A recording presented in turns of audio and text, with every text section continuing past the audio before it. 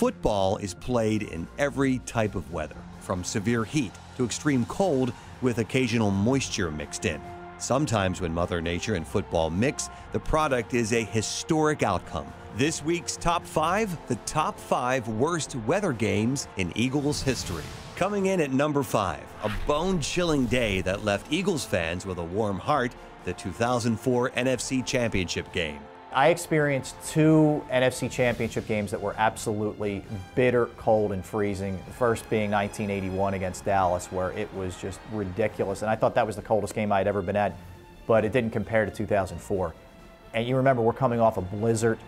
There's snow, pushed to the side, and everybody is sitting there freezing. But I'll tell you what, you got warmed up real quick when you saw that the Eagles were going to take it to the Falcons that day. And once that confetti started flying, you didn't feel the temperatures. But those temperatures were cold, 17 degrees at kickoff with wind swirling at 25 miles per hour. The 2 feet of snow on the ground would have melted in an instant at our number 4 game. A game so hot, only a special concoction could keep the players hydrated in Dallas. It's 2000's Pickle Juice game. Pickle Juice game was the game to me that signified the Andy Reid era. That was, we're here. You're in Dallas, onside kick, Deuce Staley goes for over 200 yards. Unbelievable temperatures, but that signified the passing of the torch as far as I'm concerned with the Eagles and the Cowboys. And the best part about the Pickle Juice game is it's kind of like, do you really believe in that sort of thing? Like, yeah, does pickle juice really work? But the fact is, once you start doing it, you start drinking it, maybe it plays mind games just a little bit. However, it worked for the Eagles. They come out, kick an onside kick of all things to just start the season, which is just incredible. And they run through Dallas, come home with the victory. A victory that would lead to their first playoff appearance under Andy Reid.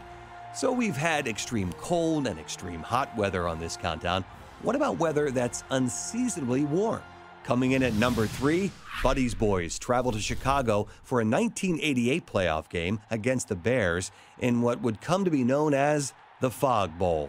I'm not sure why Fog Bowl is 3 on this list. To me, it will always be number 1 because not only what it did to that team, I thought it was the best window for Buddy's squad to basically reach the Super Bowl. They were young, they were up and coming, no one wanted to play the defense. And for the referees to continue that game when the fog rolled in. Came in at halftime, and all of a sudden you couldn't see anybody out there. The announcers couldn't call the game. You had no idea what was going on. You talk about a game that's affected by weather, it's certainly that one. The Fog Bowl is remembered as a heartbreaker. Number 2 on this list started out that way, but it turned around in the second half. A game where a dusting of snow turned into 3/4 of a foot, the Snow Bowl. We park on Girard Avenue, we take the subway down. It just started sprinkling.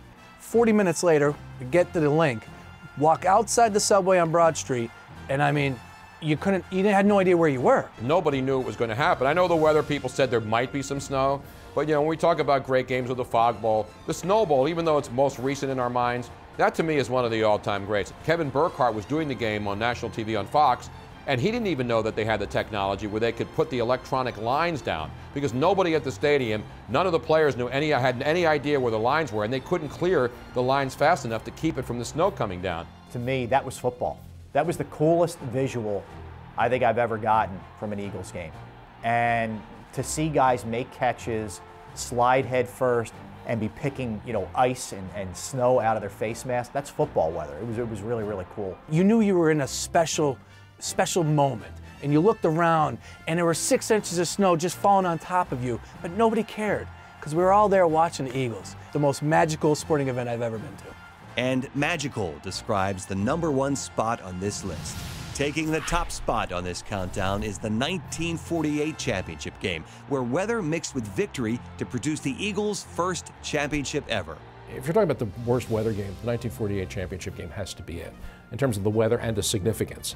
It wasn't just a snowstorm, it was a flat-out blizzard that pretty much shut down most of the city of Philadelphia. There was a lot of talk and a lot of thought given to just postponing the game. But Burt Bell, the commissioner, had sold the national radio rights, and he felt that they had to play the game. And there was so much snow piled up on the field that the grounds crew at Connie Mack Stadium couldn't get the tarp off. And there was too much weight on there for them. So they went and they got the 2 teams out of the locker rooms and brought the Cardinals and the Eagles out to help them drag the tarp off the field. Could you see at a Super Bowl today getting the two teams to come out of the locker room and help you clear the field? I don't think so. So there you have it, your top 5 worst weather games of all time. Let us know what you think on Twitter using @EaglesShows, #EaglesTop5.